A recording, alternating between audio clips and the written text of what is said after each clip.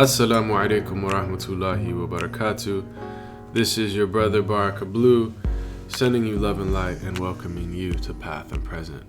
Alhamdulillah, alhamdulillah. This episode is a special episode, and we are very happy to introduce our guests. Before doing so, just wanted to give a couple updates. The first is that we'll be teaching a course on the 99 names with Rumi Center. And we've been doing that for the last 99 days of the calendar year. This will be the third year in a row.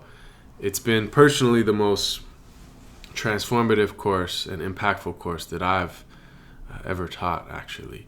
And it is a deep dive into the 99 names of Allah.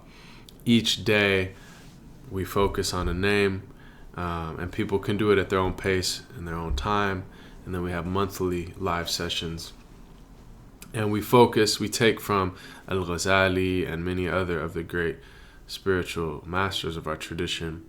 And the whole intention behind it is to follow the prophetic injunction, تَخَلُّقُ بِأَخْلَاقِ اللَّهِ, to characterize yourself with the characteristics of God, or qualify yourself with the qualities of God.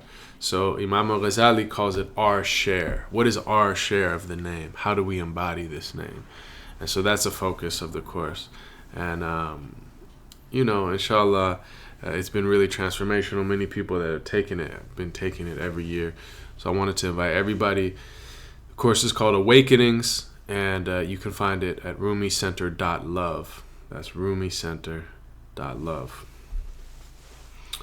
And I'm also gearing up to go to Turkey, alhamdulillah, with Rumi Center to do a Rumi retreat. So very much looking forward to that and to spending time with loved ones. And we just finished a program here in Seattle at Wasat with Imam Adeinka Mendes. We did a retreat on meditation in the Islamic tradition, the Sunnah of mindfulness, which was really beautiful. And we also had a release for his new publication with Celebrate Mercy. He translated a book of Imam Suyuti speaking about it's called the spirit of black folks, and it's speaking about black Sahaba in Islam and Africa and African scholarship in a way that's really beautiful. So I recommend everybody to check that out as well, inshallah. But as for this conversation is on the case and on the life of Imam Jamil Al-Amin. And for this conversation, we're blessed to have Kairi Al-Amin, Imam Jamil's son, as well as Maha Elkolalli, who is someone who is also intimately involved in the case, and both of them, are legal professionals who are supporting the case. And I won't say too much about it because we get into it in the course of the conversation, but this is a case that every American should know about. The details of the case are very strange and very troubling as far as the fact that it just wasn't a fair trial. There are so many details that were omitted. There was a confession from someone else. And these things, even with all of this, there has not been a retrial after all these years. And so, this is a type of trial that we want to do whatever we can to raise awareness of and just let people know. Because I think if people really knew the details of this, people would all be clamoring for a fair trial. And so with that, I'll give you this conversation, and I pray that justice is truly served, inshallah. Assalamu alaikum wa rahmatullahi wa barakatuh.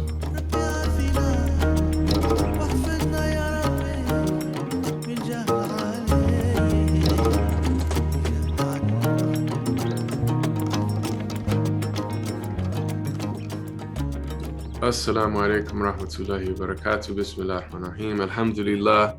Alhamdulillah. Today we have two special guests. Usually have one, but we're honored with two special guests, and that is our sister Maha and our brother Kairi Al-Amin. We're honored to have you both here, and I'm really grateful to share with our podcast listeners what you've all been up to, because I've had a number of conversations online, particularly with yourself, Maha, about the case and about the life of Imam Jamil Al-Amin. And so we're honored to speak about him and to have his very own son to speak about him as well. So first of all, I think we'll start first things first with you, Brother Kairi. For those that don't know who Imam Jamil is, maybe you could share a little bit about him and his life, and then also personally, right? You're his son. Your experience of who the world knows Imam Jamil or H-Rap Brown. For sure. For sure. No, he's definitely three people, if not many more, to me. He's H-Rap Brown, who's a person I never personally met. He's Imam Jamil, who's a person I grew up with. And then he's my father, who is really the person that I grew up with, and that I know maybe better than I know any of the other ones. But I do have some historical context as to who he was when he was H-Rap Brown, and how that led to who he became as Imam Jamil, and even how that translated into how he raised me, because he's always been kind of the same guy. And what I tell people all the time is Islam just gave him a rubric for which to apply that energy that he had when he were in the civil rights movement. A lot of people know one of the big sayings that came out of the civil rights movement was by any means necessary, via Malcolm. And I think Brother Malcolm and my father, after, finding Islam, realized it wasn't by any means necessary. It's by the means that Allah set forth. And success is easier to find that way when that's the rubric that you're following. And alhamdulillah, in his adjustment, he was able to establish the things that he had always wanted to establish, like his community vision. It wasn't an Islamic community vision, or it was just what he always saw for his people, a place where, the kids could go outside any hour of the day or night and be safe walking up and down the street playing, where the women aren't worried about, being accosted in the streets, where they're not worried about who's selling drugs in their neighborhoods, where, you can go and, you hear not when you became Muslim, you hear the call of prayer in your American neighborhood 5 times a day. Those were things that he was able to establish because, he had a foundation that was based in something and that he could always return to, as opposed to kind of just, we got to get this done by any means necessary. And it also gave him a more worldly view of his activism. As an African-American civil rights activist in the 60s, he had a very singular goal, and that was African-American activism and trying to liberate those people. But after becoming Muslim, he took a world view, as I stated, and it was more about anyone who needed help, because that's what Allah says we're supposed to do. The levels of Iman are, if you see something wrong, you either change it with your hands, you hate it with your heart. I mean, you speak out against it, or you hate it with your heart. And Allah says hating it in your heart is the weakest form of Iman. And he never wanted to be one who was displaying the weakest form of Iman. So he was is a frontline activist to this day, so much so that if you're able to get a call with him or have an opportunity to speak with him, he's going to ask you if there's anything he can do for you. And that's the man I know, as my father as well. Anything I need, any position he's able to anything he can do to put me in a better position is what he's going to do. But he always impresses upon me that success isn't the ultimate goal. It's attempting to achieve that success within the confines of what Allah says is acceptable. And so, I haven't always been the perfect example of how that's supposed to go, but it's always been a part of kind of, my reminder that's in the back of my head, and it's led me kind of down the path that I've been on, which has had some twists and turns, but it always led me back to Islam for one, and to things that may not be acceptable to other people, but in my heart are acceptable as far as my relationship with my Lord goes. And so, that's kind of a quick rundown on who Imam Jamil is, Imam Jamil A. Brown, my father, who those people are to me. I think Maha could give a better understanding of who he is to the general public, as she's more part of the general public than I am. Yeah, and I mean, to foreshadow before we bring into that, how old were you when he went away, when he was locked up? When he was locked up, I was 12. Wow. I always say 12. I believe I might actually been. I was either 11 going on 12 or 12 going on 13, but young. So yeah, those impressions as a young boy of your father, who, you growing up, right? He was very prominent in the local community, but even in the national community of Muslims in America, and doing all that work. I want to get to that, and really the impact that he had in the community and the work that he was up to. But I do think it's apt to kind of start in the H-Rap Brown phase. So maybe we could bring in our sister Maha to fill in some of the historical details as far as, the role he played in the tumultuous and pivotal civil rights period. Okay. Assalamu alaikum wa rahmatullahi wa barakatuh. Alaikum assalam wa rahmatullah. All right. Bismillah, alhamdulillah, salatu wassalam ala rasulullah. I seek refuge in Allah from misleading and being misled, from betraying and being betrayed into ignorance by others. I ask Allah to guide my heart and to guide my tongue. Okay, so H-Rap Brown. First of all, with young people, when you hear the word rap, you think of music.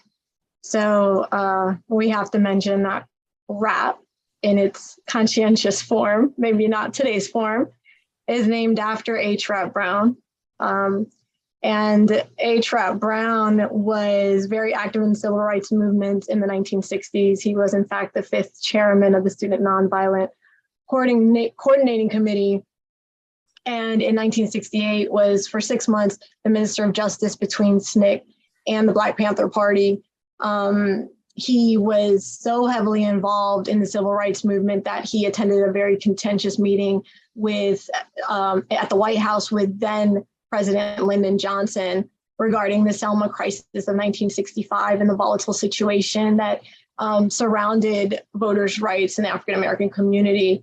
He then went on, he organized for Black voter registration and enforcement of the Voting Rights Act in Alabama. So this is a man who was on the front lines of the civil rights movement in the 60s, who basically risked his entire life to lay the foundation, not just for African-American voters' rights, but laid the foundation for all of our rights, right? Anyone who is non-white, who is an immigrant to this country, who may not have had all the rights that they have now, had he and other leaders during this era not put themselves at risk. So he continued. He was, in 1967, he was supportive of the Black Power movement and was heavily involved in the fight against Jim Crow segregation. So these are all extremely volatile situations. They are a huge part of our history. Just before Hajj, I was in DC and I was at the African American Museum, and he's there. Like, they recognize him. Perhaps they need to recognize him in more detail, and that's something that we need to work on. But he is a huge part of American history, and he is a part of American history that still lives. Many of our African American leaders from that era were assassinated, were targeted, were destroyed. Some still are incarcerated, just as he is. But this is a man who is the walking embodiment of American history, who's being erased and not being permitted to tell his story. So Kairi, I love hearing it from the emotional perspective and from the family perspective, but this is a man that we all owe so much to, whether you're Muslim, whether you're African-American, whether you're an immigrant, whatever you are. The way that this country is now is, we're standing on the shoulders of giants, and this is one of those giants. So this is not a small matter. And the fact that it is brushed under the rug is extremely concerning for all of us, because I believe that we all have to answer for our negligence of him. So just moving on, as he accepted Islam, I think before getting into that, I want to just say, something about that period is just really important, I think, to drill down on. And now it's very clear. You're talking about a time of extremely tumultuous time.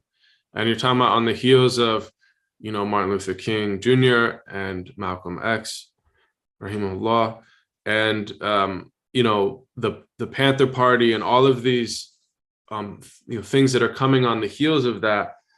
And you see that now has been, in a lot of the documents have been released, that the actual government, the FBI in particular, was deeply concerned about, what they, the African-American population in America, and the concern over the idea of like a Black Messiah, which even you'll find in these, in these documents. And this is the context in which, charismatic leaders who were speaking to the injustices of the time and essentially rousing and uniting Black people, but not just Black people, also white people that were sympathetic and, to the injustices. There was a deep concern of the US government at that time that this was going to cause instability. And of course, the backdrop of the Soviet Union and the kind of Cold War is important, because there was a fear of somehow like a fifth column or some alignment. There was like more, large geopolitical concerns, right? Because the US government was fighting all these proxy wars all over the world to define the narrative of what the US was. And they really were trying to say, like, look, we're so much better than the Soviet Union. Look, America is the model for the world. We want to, but there was a large problem, and that is the historical treatment of African Americans in this country. I mean, there's this glaring,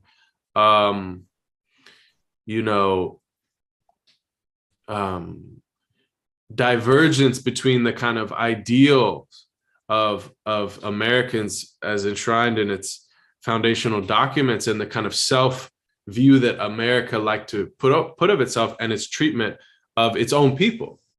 And so I think in the backdrop of that, the government was willing to go to lengths that are still to this day shocking, to destroy and to undermine, and if necessary, in a number of cases, to actually, extrajudicial killings of leaders who were rising through the ranks. And the story of Fred Hampton is one of the most glaring examples that has come out, right? Again, he was said, he was very young, right, in his 20s, but he had this ability. He was starting to unite different street gangs in Chicago, and he was trying to bring Black and white activists together.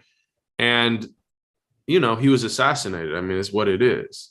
Because again, and you've seen the documents, like the fear of a Black Messiah, like he's too charismatic, he's too powerful, and we can't allow this.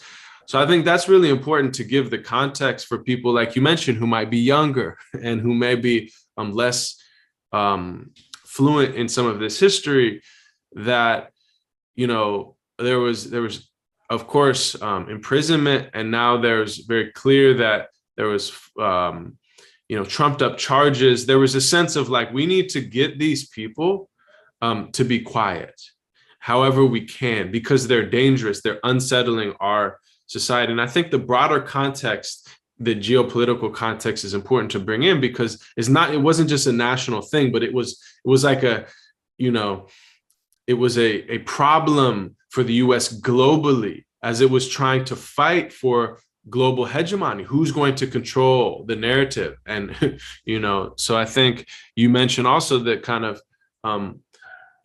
internationalist scope. And I think when Malcolm, for instance, and even MLK at the end of his life started to articulate things as far as human rights and internationally, that became something that was untenable for the US government to have to reckon for. So anyway, I think those contexts are important, and that he was just in a very important name and player within that context. So, you know, to pick back off of that real quick, if I can. Yes, please. One of the things whenever anyone brings up that brings up Fred Hampton and the movie, The Judas and the Black Messiah, yes, I like to make sure that folks understand, because one of the things we deal with a lot is, why would they do that? Why would the government do that? And to him, or in our situations, like, they wouldn't do all these things you're saying they did to the imam. But after watching the Judas and the Black Messiah movie, I've been able to kind of change the conversation. And the conversation goes a little bit more like this: like, do you believe what the movie told you about Fred Hampton? Most people say, yes, it's a true story, I believe it. Well, the truth of the matter is, Fred Hampton wasn't even mentioned in that meeting or in that document by the US government recognizing the potential rise of Black messiahs.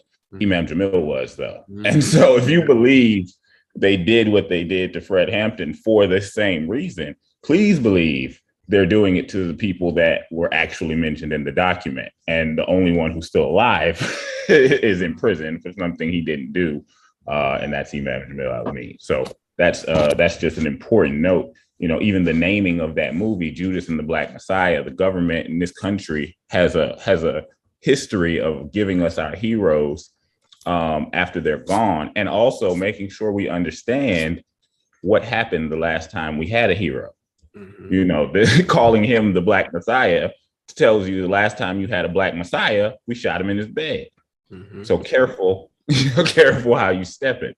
And so all those things, I think, are also very important in the context of, discussing that era. Yeah, and I wanted to piggyback on it a bit, is that Imam Jamil is the opening scene of that movie. So I don't know that too many people note that, but he is quite literally the opening scene. And that COINTELPRO, that counterintelligence program document that you're referencing, is like an August, just to put it into perspective with the dates, is like an August 1967 document.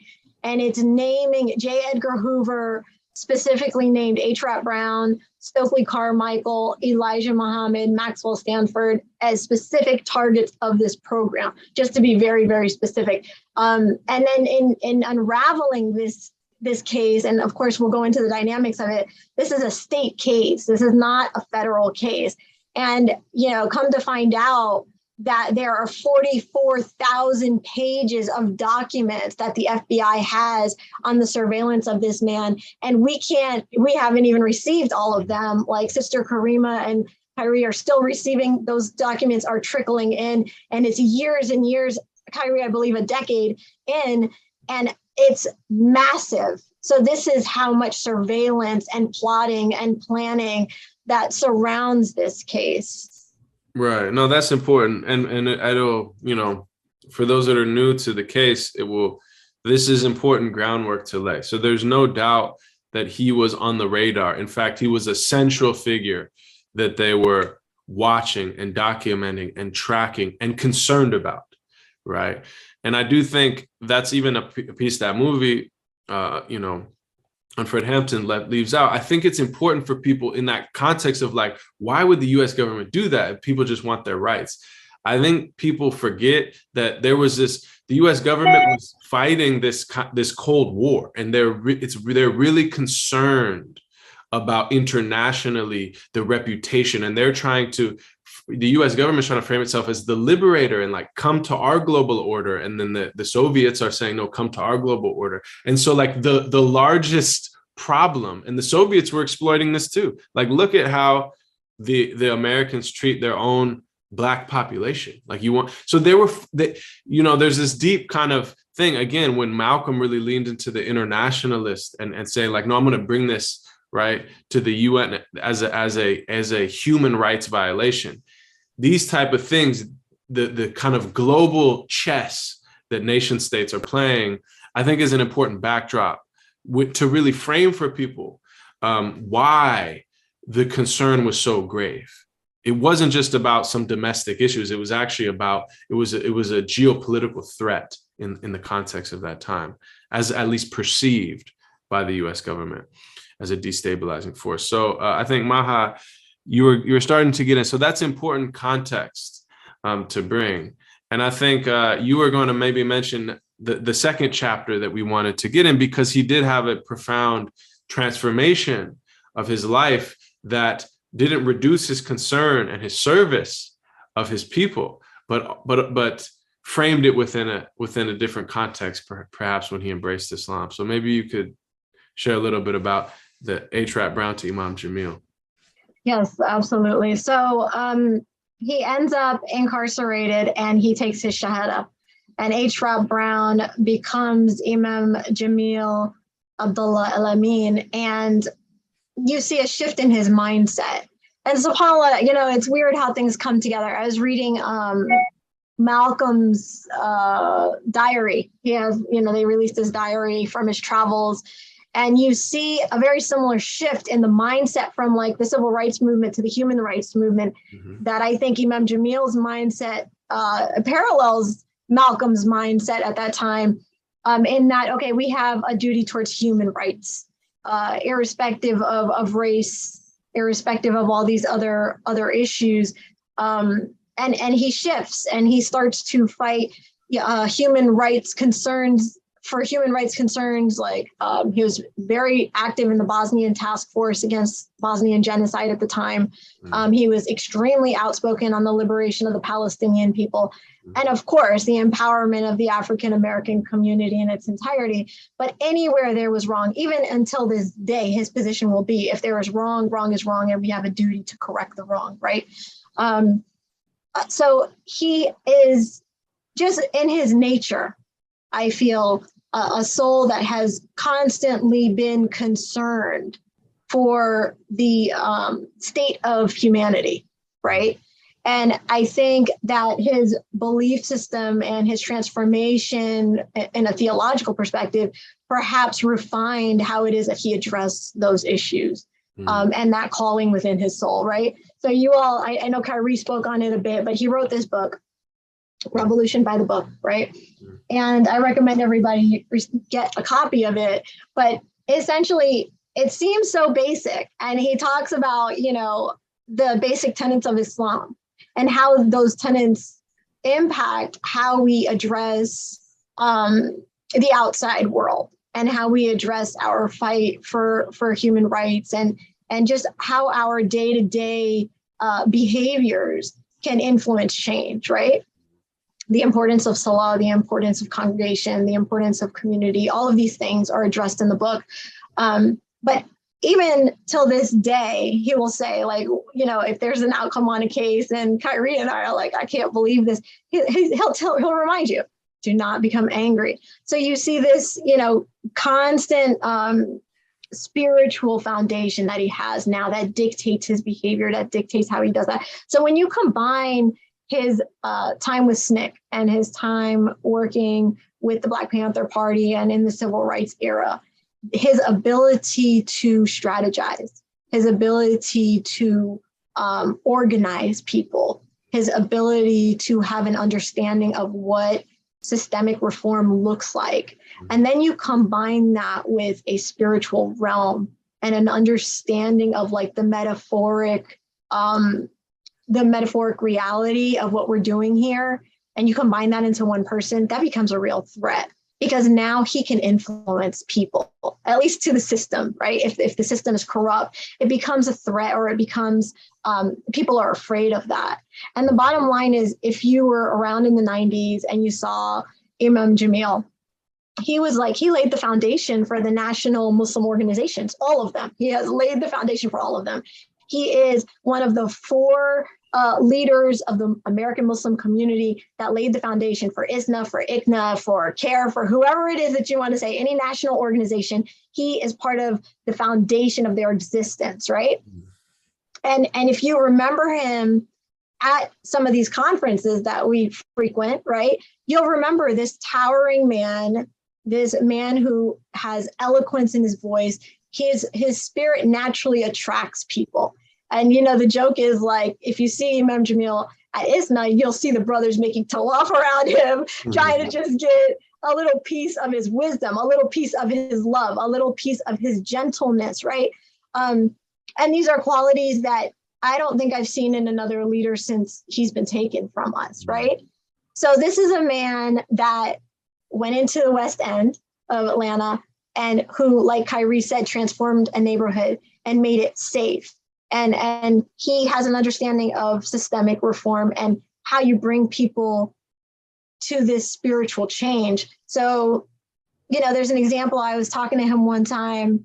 I was taking a class on like unlocking the gems of the Quran, right? Or unlocking, I can't remember the exact title of the class right now. It's been a while, and I was telling him all these things that I had learned. And I said, you know, Jamil, these are awesome, but like to get somebody to read it is the challenge. He said, no, you know, most people you interact with, you can't tell them go read the Quran. They're going to go read it, right? Forget unlocking the gems. They're not even going to read it.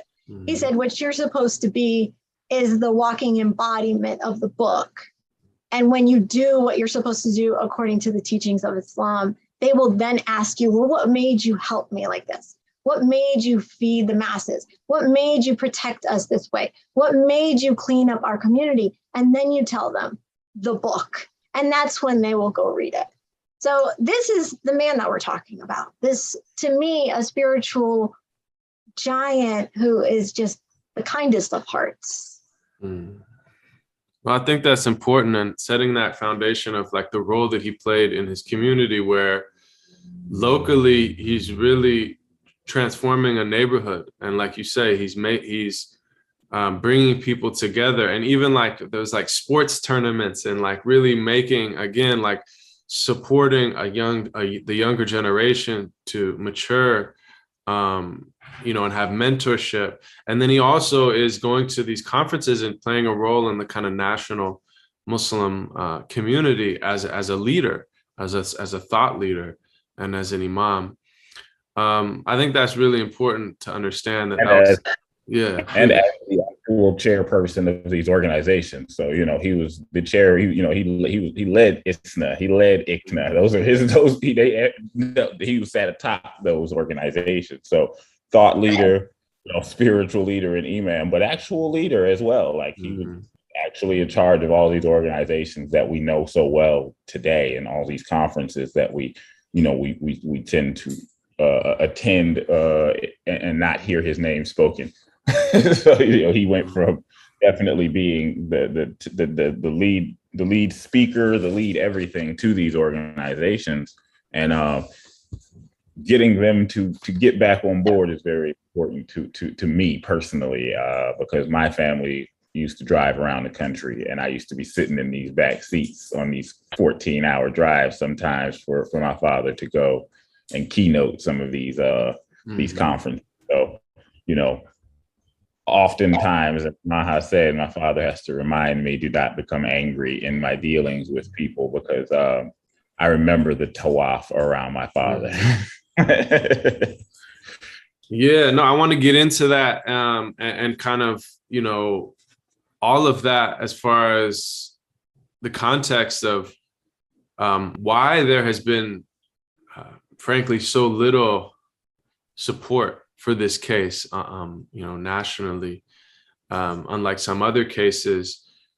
But before we get into that, I think we've kind of given a sense of his trajectory, and this kind of brings us, and Maha, with your legal, background, maybe you could speak to us about the case, right? About ultimately what brings him to prison, where he still resides after all these years. Okay. And just kind of like in Kairi's own right, because he may not say it, Kairi is a licensed attorney also. Okay. And he has been like fighting this battle his entire life, right? Awesome. So, you know, this, I'm sure we haven't had this discussion, Kairi, but I'm sure this inspired your legal education in many ways, right? And Kairi's legal mind is absolutely brilliant in so many ways. So I give you the utmost respect in conquering that challenge of law school and becoming licensed and fighting for your father in the front lines. So I am not the attorney of record. There are so many amazing attorneys on this team. Alhamdulillah. So we kind of pull it together, and Kairi and I do this aspect, and then there are different cases that are active, which we'll get into. So essentially, there was a situation, and I don't know, Kairi, do you want to go into the initial, what led up to the arrest, and then I can do a little bit of the history of the case? As far as like the incident that I don't really like going into the incident that took place that night. I mean, I can give them the details, but it's like I don't even like describing it because I have to describe it as the thing that, you know what I'm saying? But go ahead, you got personal. You got it. Okay, I got you. I'm going to do this how we usually do it. So briefly, it was a situation in which, honestly, the initial allegation was it was a traffic stop, right? All of this started from a traffic stop. And ultimately, that traffic stop, just kind of fast forward, after all of this happened, that traffic stop ended up being thrown out and found to be unconstitutional to begin with. So that's like constitutional violation number one, right? But essentially there was a court date that was set on this traffic violation. And I believe there was a storm, the hearing was reset. He didn't get notice of that reset. And Kairi, you can correct me if I ever misspeak. I don't want to misspeak. And ultimately, a warrant was issued for his arrest for missing a court date on this traffic stop, okay? Like, that's really the foundation of this whole thing, and that's what even makes it more ridiculous. The fact that a warrant for an arrest would be issued, and I believe had it not been Imam Jamil, formerly H. Rap Brown, we probably wouldn't have had the warrant to begin with, okay? Let's set that foundation. So a warrant is issued for his arrest. 2 officers go out to serve the warrant and to arrest him. Imam Jamil is not at his store. Simultaneously, we have Otis Jackson, who is kind of right now the center of this whole story and saga that continues. And Otis Jackson is at Imam Jamil's store looking for him, right? And he's never met him before. He's on parole or probation, but he has an ankle monitor that is now, we know, is dysfunctional, not working, but he's in violation to even be where he is looking for Imam Jamil. So he wants to look for Imam Jamil, to meet him, to discuss whatever issues he wants to discuss. As you know, so many people in the community go to religious leaders for all kinds of issues. So nonetheless, as he approaches the store, 2 officers approach the store with the intent to serve this warrant. Long story short, Otis Jackson, James Santos, whatever other names he likes to go by, thinks he's, being picked up because he's violating. And there's an exchange of fire. So this breaks out into this kind of a scenario. 2 officers are shot. Long story short, 2 officers are shot. Before the one officer passes away, he gives a very, very detailed description of the assailant. Both officers give the same description of the assailant, being somebody who is 5'9" with cold gray eyes. Never do they mention Imam Jamil. They don't mention that Imam Jamil is 6'5". They don't mention Imam Jamil's brown eyes. Now, we all know that the FBI and law enforcement know exactly what Imam Jamil looks like and who he is. If you're serving a warrant on Imam Jamil, you're not going to get his description wrong if you think he shot you, right? So that's why this initial description is so critical, because they did not describe him. They described someone much shorter with very different shade of eyes, right? So at that point, both officers, one officer survives, and the second officer passes away. They do a photo lineup to identify who the assailant was. And at the time that they do that, there's painkillers and all of these other things in effect, right? So going on, both officers said that they were very confident that they had shot the assailant. And when they shoot, I can't remember if this is a statement that the officers made or if this is part of their record, but they're very... On their record, they're marksmen. They have marksman training. Right. So they're very precise. If they say they shot the assailant, they likely shot the assailant. Okay, and there's many records, and there's the media coverage, and everything supports that the assailant was shot. There's descriptions of blood up and down the road. There's all of these details of a man running up and down the street trying to seek help, trying to catch a ride to get medical treatment. It was clear that the assailant was shot. Just to kind of fast forward, when they ultimately pick up Imam Jamil, he is not injured. He has no signs of any bullet wounds or gunpowder or anything.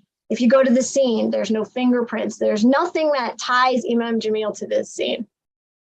James Santos, or Otis Jackson, it's interesting because we just did a mashup of his 2002, Kairi, I don't know if we can bring that up and send it to you, but his 2002 admission of committing this crime, and then his 2019 sworn testimony of committing this crime.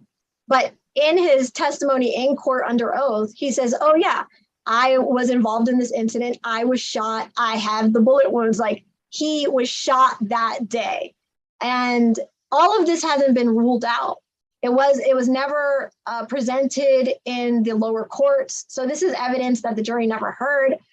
So this man, when he was violated ultimately shortly after this, had the wounds. The bloody shoes and the clothes he describes as being left in the closet when he was picked up after his violation. The day of the incident, his ankle monitor failed, and he is 5'9" with gray eyes. So the fact that Otis Jackson has not been fully explored is shocking. And he's still sending letters to us as recently as, last month, reaffirming, hey, it's still me. Like, I still did this. I still want to tell people I did this. Help me tell people I did this. So, he's been sticking to his guns for a very, very long time. Pardon the pun. So, I want you to be able to finish the story, Maha, as well, of the incident and what ensued after that and what brought Imam Jamil into custody. But I also, as someone unlike you two, but probably most of our listeners, did not go to law school and do not understand maybe all the intricacies of a case. It just seems like at this point, it's like the obvious question is, if somebody admitted doing a crime and the other person who is charged for it, maintains their innocence, isn't that the end of the story? Like, shouldn't that just be like, okay, then we got the wrong one? And like, it's just, that's the logical thing, right? So maybe you could explain, and I don't know if I'm jumping the gun. If I am, you can maybe build up to that, but that it's just shocking. Well, I'll let Maha handle it from the legal perspective, but from the basic, at its basic, foundations, yeah, it should be that simple. And for most people, it is that simple. And honestly, I believe for the imam, it's that simple as well. But the thing that usually tips that scale is public pressure and interest. Plenty of people are in prison right now with situations where there's probably somebody else who did it. People know who did it, but the United States government, especially the judicial branch, it's not about justice, it's about finality. And so when a sentence is given down, the one thing they hate to do in any level of court is overturn it. So, there has to be a certain kind of outcry for that to happen in most cases. And the reason, and the history of the United States kind of shows that anytime we make noise, there tends to be movement. If we don't, then the person usually sits. And that's where we are right now. Now, there's legal reasons as well as to why, we haven't been able to reintroduce it as evidence as far as appeal goes and things like that. But that's the reason why at its foundation, it hasn't worked yet. That works for most people because, that's usually the hang up. If someone says, I didn't do it, the first question people usually ask is, well, who did? And we actually have that answer for them. And so, that's the fight that we're facing, the uphill battle that we're facing. And that same logical kind of, why is he still sitting inside, is exactly why we've transitioned to the action items that we have now, which we will also get into, because we want everyone to see this story and have that same aha moment. Like, So what are we doing here? And I think if we're able to accomplish that, then, we'll be a step closer, at least, to opening those doors. And I think, there's nothing normal about this case. Nothing normal about his incarceration, nothing normal about how it plays out in court. Nothing is normal about this case.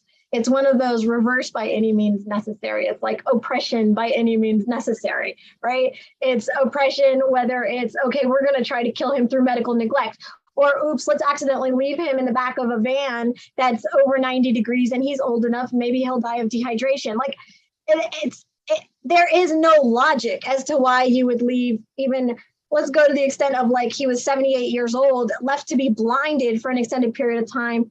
And a surgery could have been done very quickly and easily to remedy that. But, to them, it's just fun to let him stumble across, and get hurt in prison because that's the kind of case this is. Let's violate every possible human rights, any type of constitutional right this prisoner has because, frankly speaking, they just don't care. They just don't care. So is it normal? No, there's nothing normal about this. And Imam Jamil, I'm a sore loser. Like, if it makes sense and we're supposed to win and we don't, I'm upset, right? So it's interesting because he consoles us. Like, it's okay. I know you all think, this is his words. What do you say, Kairi? I know you all think you're going to win this in the court of law, but this isn't a legal case. This is on Allah's terms. And when it's time, it will happen. But I'll let you all do what you do. Like, these are the discussions he has with us. It's a very high understanding, like, this is qadr Allah. And this is my test. And this is, he'll constantly, there's even a recording. He says, the Prophet used to say, sallallahu alaihi wasallam, struggle is my manner, devotion is my art, my pleasure is in my prayer. He used to call Islam this affair, and part of this affair is a constant struggle. Like, this is what you will hear from Imam Jamil, even now, even after like being held in the worst prisons of this country under the ground with like a window at the top of his cell and being locked in this cage for 23 hours a day. People don't come out of that prison normal mentally. And this is a man who is like holding on to that. So, I mean, do you want me to go into the case? There's like, no, I think it's important. I think it is important. Okay. So we have this outline of that there's an individual who got into a shootout with the police who was violating his probation. And wait, Sidi Ahmed, your voice is, your sound is off. Like it's, I know you want to get the sound right. It's like squeaking or something. Or it might be because of my background. I got noise. So yeah, why don't you go on and kind of explain the rest of what happened as far as Imam Jamil, in his case. Okay, so I could just briefly, because I know time is an element here, right? It's threefold. There is a state appeal. So this Imam Jamil, it's a little bit of it's not a little bit, it's a very strange situation. He's a state of Georgia prisoner. Okay, so this is a Georgia state case. So there's the first part of this is that there is a state appeal, and that is pending. It's now going up to the Georgia Supreme Court, waiting to be heard. A lot of people wanted to know, what's the update? What's the update? Unfortunately, everything here is snail pace, right? So my understanding is that from the date that the appeal is filed, it's approximately 1 year until that the Georgia Supreme Court makes a decision on that. So that's where we are with the appellate case without going into the details of exactly what the legal argument is, right? But we have to remember, like, the appellate case is limited to that which was presented during the trial. There are so many elements of this case that were not presented at trial, including the fact that the FBI agent the defense team wasn't permitted to cross-examine the FBI agent. This Otis Jackson, who has consistently confessed, that was not presented to the jury. I mean, on and on and on. Bernadette, the forensics expert, the ballistics expert. She was found later to be involved in several cases where she falsified the ballistics in other cases. Like, these are all major issues on the trial level that wouldn't even be heard at on the appeal, right? So that's one component of this. The second component is now that Fulton County has this conviction integrity unit, and essentially they can look at a case from beginning to end. They have reopened this case to look at it intensely. Unfortunately, there are hurdles in that. You're talking about a case that's 22 years old at this juncture, and evidence and trying to locate evidence and the shenanigans that go with that. And then interviewing Imam Jamil, who is housed, so he's a Georgia state prisoner being housed by the federal government, despite his family being in Georgia or on the East Coast. He is all the way in Arizona. He's in USP Tucson, right? Mm-hmm. So they have isolated him from his attorneys. They've isolated him from family. They've isolated him from his community. And the state of Georgia actually pays the federal government every month to house him because they allegedly, it's too much of a risk to have him in Georgia. And that's a whole story in and of itself, right? So on the state side, you have the appeal, you have the Fulton County Conviction Integrity Unit that has the ability to go back and recommend a sentencing reduction, or they can recommend an entirely new trial or completely exonerate him and free him, right? So our hope is with the Fulton County Conviction Integrity Unit. Kairi made a very valid point that we have been, the silence is deafening, from the community. Even if you look at like the Black Lives Matter movement, if Black Lives Matter, this man's life matters. Like, he is the foundation of everything that has to do with that movement. And it's just, the silence is deafening. It's deafening. So we just need people to bring the pressure and to maybe spread the word on the importance of this man and why it's critical to ensure that he is released and able to tell this story. A part of this country's history will disappear when he's gone, And then the third component of this is just monitoring his health. He's aging. He's about to be 79 next month, inshallah. And, he's very sick. He has a laundry list of ailments that are quite serious. He's not properly housed. He's, like I said, they're extremely negligent of his medical needs. So part of this is just us tag teaming, making sure we call, making sure that, and they do play games with the phone calls, like, where is my client? I need to know where he is. Because unfortunately, this family, Kairi, hasn't said it, but they've suffered so much through this journey where, like, they change his location and they don't know, they're not given any notice. Or sometimes even I've gotten the call, Imam Jamil has passed away, and having to negate, like, is he alive? Is he dead? Like, this emotional roller coaster is not what anybody should ever go through as far as family members are concerned, right? And the third part of this is like filing federal lawsuits if his rights are violated within the federal prison system. We do have an active case within the federal prison system because we can't get him transferred. We've tried to get him transferred from the federal prison system back to the state prison system so he can go back to Georgia. That's not working. So we're now kind of shifting gears and trying to get him transferred within the federal prison system to a federal prison system in Georgia so he can at least be closer and be more actively involved in his case. That's a very brief summary of this. Yeah, so as you brought up, and I would encourage people to really look into this case, and inshallah at the end we'll give any action items. But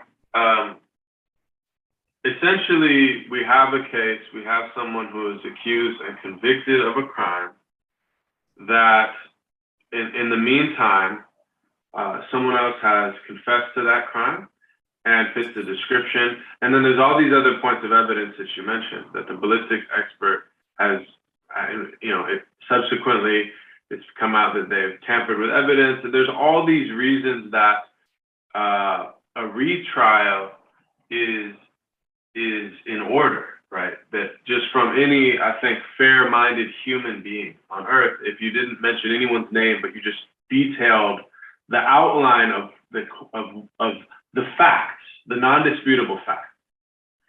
I can't think of any human being who would be like, no, we shouldn't retry that. At the very least, we should present all the evidence that has come to light since then. So, and again, as someone who is, not a legal professional, and understanding, and I think we did lay the groundwork that shows like, this is not a normal case, this is not a normal individual, that this is someone who the government, at the very least, him being quiet and going away is not going to cause the government, to any trouble, right? Like it's a convenience, if anything, at least as it was perceived, historically, given his vocal challenge of the injustices in this country. So, can you help me understand, like, what does it take for a retrial? What does it take for this to get a fair shake? Like, present all the evidence. Isn't that the ethos that, that we're all about in this country? And what would it take, and what are the barriers towards that legally? I believe that is the ethos of this country, and I think that is what it takes. It takes this country activating on that ethos and deciding this is a case that we as a country care about and want to see fixed. Again, the judicial system is about finality, and especially in a case where the man that we're discussing is someone that I don't think you wanted to use this word, but I will. The United States hates.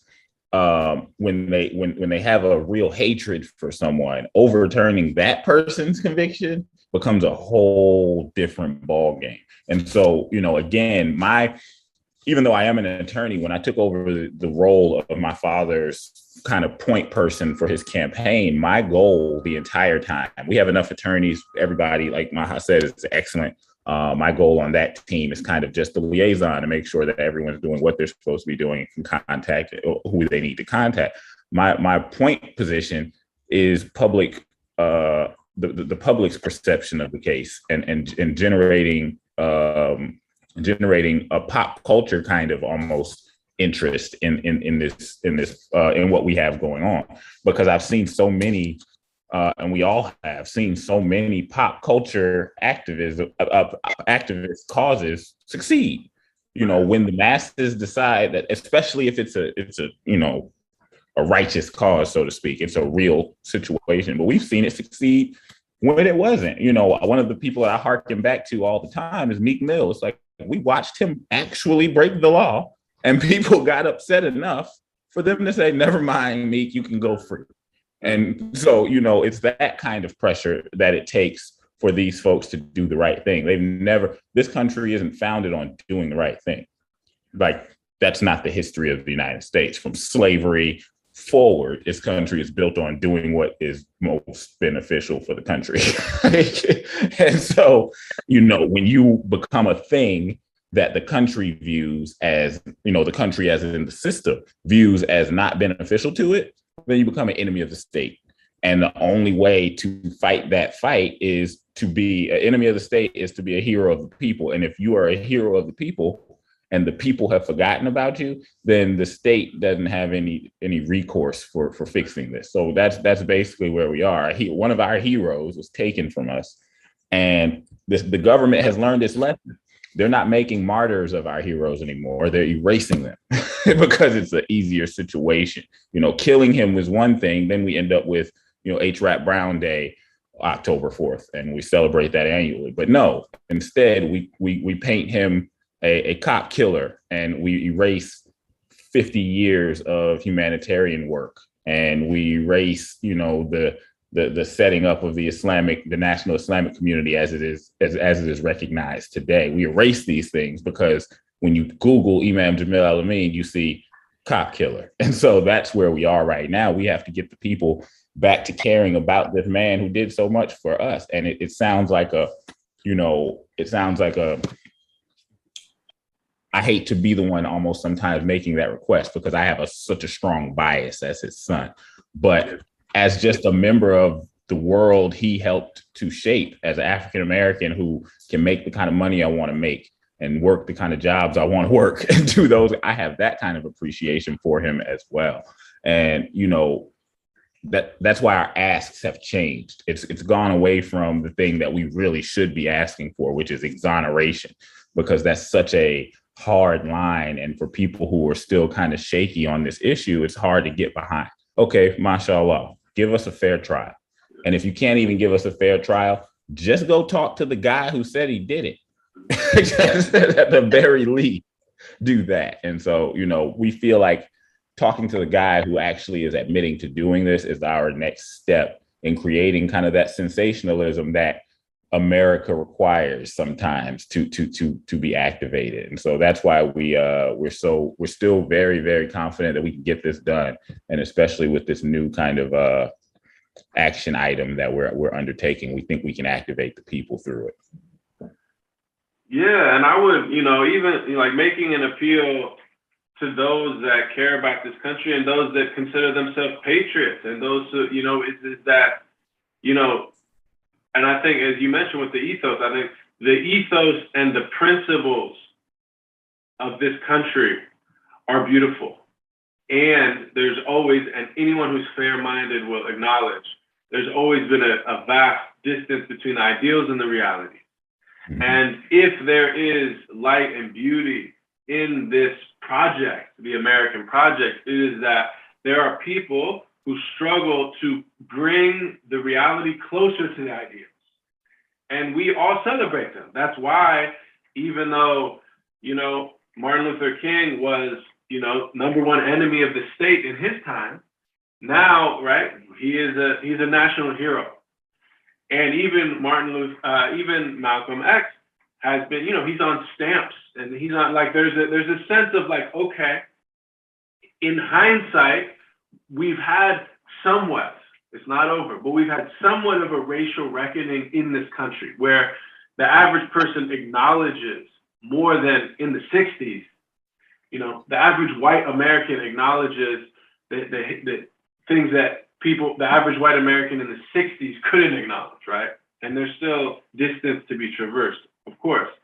But the point here is that in hindsight now, if we can rehabilitate the image of these great civil rights figures and understand that, you know, though maybe people were turned off by the fiery rhetoric of a Malcolm X, then in hindsight, it doesn't seem so fiery, it doesn't seem so brazen, it doesn't seem so crazy because of the insanity of the context of racism in that moment. And so, you know, Muhammad Ali is a perfect example in the end of his life, right? Just celebrated as one of the great icons of America. Again, in an earlier period, he was the most hated man in America. And so your point is really well taken that here we have a civil rights icon who is still alive and who is imprisoned in a trial that, whatever your position, even people who are like, I'm not convinced, you know, like you said, I'm not convinced that he should be exonerated. I can't, like, any fair-minded person is like, there should be a retrial. All the evidence should be presented, and, you know, the truth should be given its day in court to prevail. Like, I can't think of any human being who is not who is not, you know, who would be opposed to that, given the indisputable facts as they're presented. And so, you know, I just wanted to mention that because, yeah, I mean, it's astonishing. And it seems to me that you're right, that there are cases which are less clearly, obviously, you know, worthy of, you know, being retried, that are being retried, and there are other people's case that is being stepped. So I want to say that, and then there's a couple things, and maybe Maya, you could jump in, because I do think, and I remember you and I talked about this, that part of, I think, and now this isn't, you know, you could tell me, do you think that it's because of like the post 9/11 situation of Muslims and Muslim organizations in America that had made it so Muslim and Muslim civil rights organizations have been, you know, afraid to really get behind this case or really, you know, focus on it? I definitely think that 9/11 played a huge role in the initial trial, right? And unfortunately, it's interesting to watch. There's this case and being a part of it. And, Kairi, I thank you and your family for even trusting me to take part in this. But this journey, taking this journey with the Al-Amin family, it reveals a lot of the reality of the condition of our ummah in America, right? As far as the Muslim community is concerned. And although we're raised in a community that teaches us like Islam has no room for cowardice. If there's something wrong, we absolutely have a duty to do something to change it, right? A part of our deen, a huge part of our deen is justice. Like, to me, that is a main theme of Islam, justice, right? And even the Prophet sallallahu alaihi wasallam would remind us, like, the worst things in a man are frightened miserliness and unrestrained cowardice. And I hate to be so harsh, right? But unrestrained cowardice is the theme in this case. It's that, I'll call people and they'll be supportive and excited to help us. And then I'll get the call back and be like, I got a call and, I could do this, but I can't put my name on it. Or, fear drives us. We are driven by fear. And as an ummah, I'm not really witnessing leaders that are driven by faith, right? We're driven by fear, not driven by faith. And alhamdulillah, Rabbil Alameen, I feel like even to do the little bit that I do, and I feel like I've fallen short significantly in this task, but I feel like I am at least trying to be of service to somebody that I believe is a true servant of Allah, who does act on faith, not fear, who has consistently exhibited courage in the face of injustice, right? And that's who I think Kairi, right? Aside from him being your dad, that this is the man that you're of service to, right? Absolutely. So it's the reality of our condition is disheartening and painful. And yes, is there risk? There is risk. There is risk in standing up against systemic oppression. There's risk in, even if you look at the Black Lives Matter movement, how many accidental deaths there have been. Like, I won't say that there's no risk in just speaking, I don't want to say truth to power, right? But just speaking out, unrestrained, being courageous in doing what your faith dictates that you do, right? And that takes a lot of tawakkul and understanding that, like, irrespective of what happens, so long as I speak truth and I stand for truth, that at the end, Allah's in control of whatever happens, right? And anybody, if you look at, you don't even have to go to American history, you go to our Islamic history, anybody who has laid the foundation, like if you study the Sirah and if you study the scholars, some of the scholars paid a very, very heavy price for speaking truth in situations where there was political opposition for the truth, right? That's our history. And they have set the example for us that irrespective of consequence, we have a duty of truth, we have a duty of justice. And Imam Jamil has been wronged. And it's very disheartening to be in a position where, even if you look at the informants in this case, right? Even just knowing the informants, it will shock the conscience, because you walk around wondering, like, does anyone stand on principle? Does anyone stand on faith? Does anyone stand on truth? Does anyone exhibit courage? Like, show some courage. So, we're grateful to you, to Linda Sarsour, who just gave Kairi a forum to speak on. We're thankful to all the people who do step up and do whatever they can within their platform. Every little bit counts. And without calling people out, I think there are people who have fallen very short. And I understand, like, the immigrant struggle. Like, I'm a daughter of immigrants, and I understand, like, how colonization works on the mind, and how like going against the grain is sometimes something that's like outside of the realm of their understanding, because they're trained so much as an immigrant population to not challenge the status quo, right? And maybe that's changing now, but historically. And I think that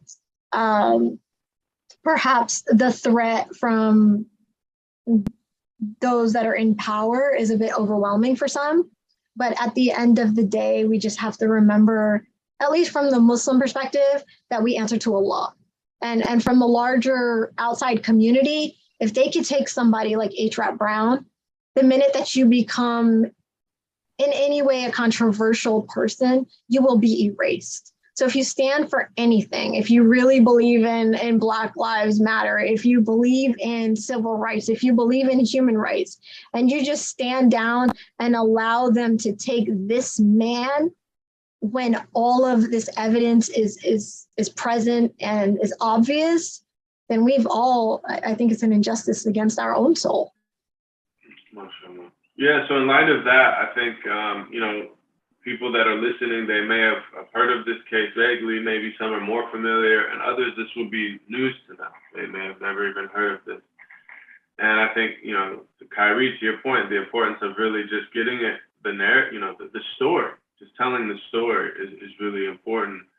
But I guess we can close, I'd like to ask both of you, any, actionable items, either ways that people can learn more about this case or his life, his broader life and his work, but also the ways that people can support, or action items, or anything that any of us can do to push it towards the direction of a fair trial.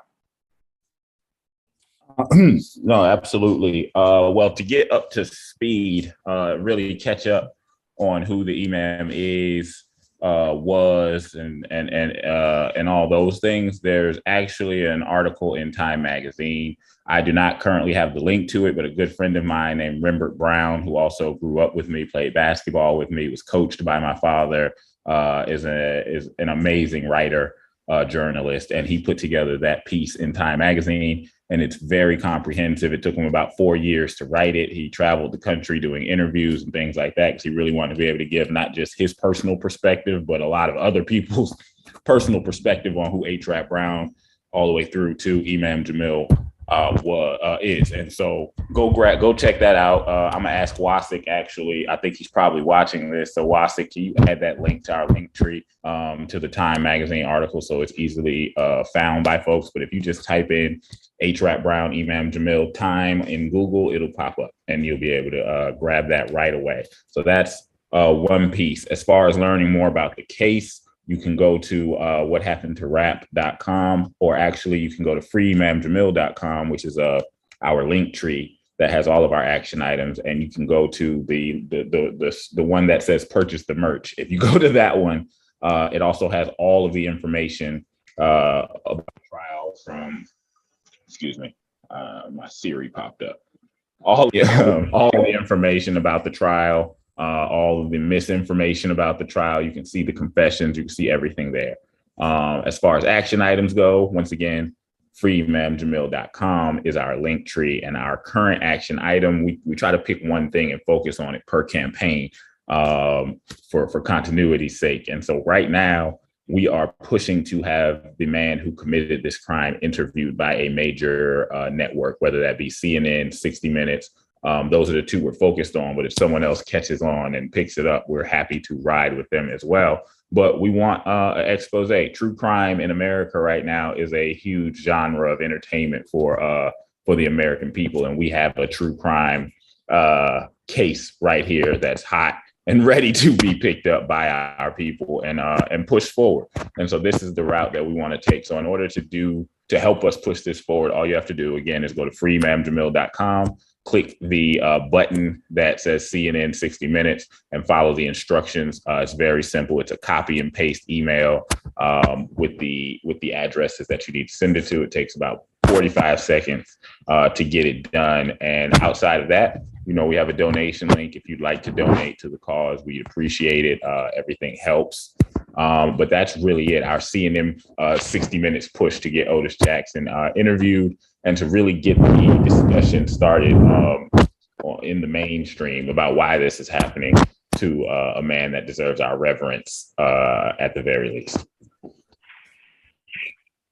Absolutely. So what happened to rap.com is actually, I know Kairi doesn't stress it, but he did such a great job at putting it together, but it's what happened and the number 2 rap.com. So people know how to find that. And also I recommend, because as Kairi mentioned, it's one action item at a time. So it's really important to kind of stay abreast of what's going on as things change and evolve.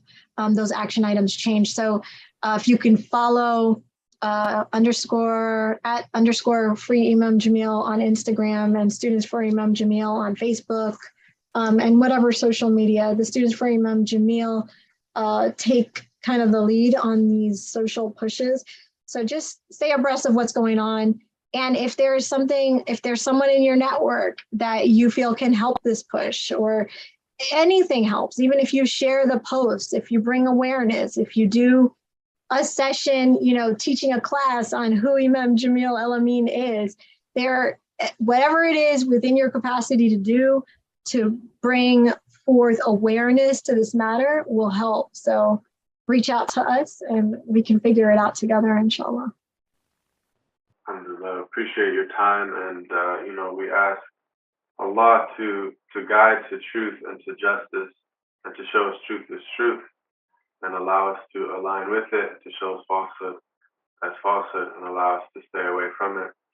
And, we pray for justice for Imam Jamil, and justice for all those who have not been given a fair trial and who are wrongfully imprisoned. We're honored that you would come on here and you would share this. And we pray that, the hearts of people will change. And I believe that truly if people understood the context of this, that, that people have goodness in their hearts and they would understand it. So I hope that this is a drop in that bucket to turn the tide, inshallah. Well, yeah.